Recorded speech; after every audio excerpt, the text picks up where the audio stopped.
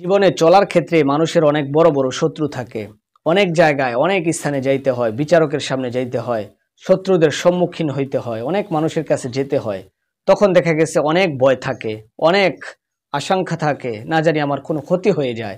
প্রিয় দিনী ভাই ও বোনেরা, এই সমস্ত শত্রুদেরকে বিনাশ করার জন্য, শত্রুদের হাত থেকে আল্লাহ প্রদত্ত রহমত এবং শক্তির মাধ্যমে আপনি বেঁচে থাকার জন্য, ভালো থাকার জন্য আপনি এই তদবিরটা করতে পারেন, এই আমলটা করতে পারেন।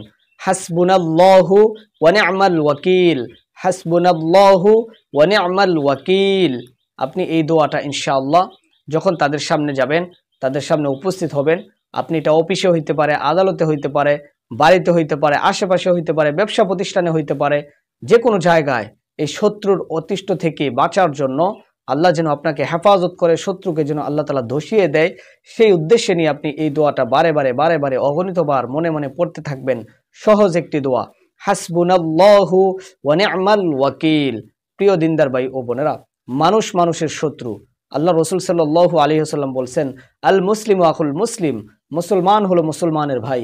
কিন্তু বর্তমান অবস্থায় এরকম দাঁড়িয়েছে যে শয়তান মানুষের কাছে হার মেনে যায়।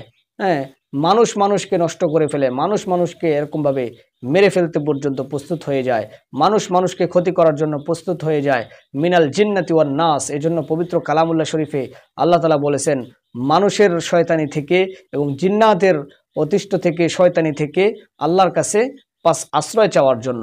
তো দিনী ভাই বোনেরা, এই জন্য আপনি হাসবুনাল্লাহু ওয়া নি'মাল ওয়াকিল এই দোয়াটা যখন আপনি বারে বারে পড়বেন, কোরআনুল কারীমের এই আয়াতখানা, আল্লাহ অবশ্যই ওই শত্রু থেকে, ওই দুশমন থেকে আপনাকে অবশ্যই পেরেশানি মুক্ত জিন্দেগি দান করবেন, আপনাকে সুস্থ রাখবেন, ভালো রাখবেন। ব্যবসা প্রতিষ্ঠান এবং আশেপাশে যে কোনো জায়গায় আপনাকে আল্লাহ নিজে কুদরতের মাধ্যমে হেফাজত করবেন। আশা করি এই ছোট্ট আমলটি আপনারা করবেন।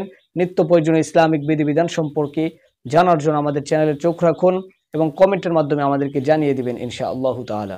আল্লাহ আমাদেরকে ৫ ওয়াক্ত নামাজগুলো আদায় করে রমজানের প্রস্তুতি গ্রহণ করে নিজের জীবনকে সুন্দর করে চলার তৌফিক আল্লাহ দান করেন।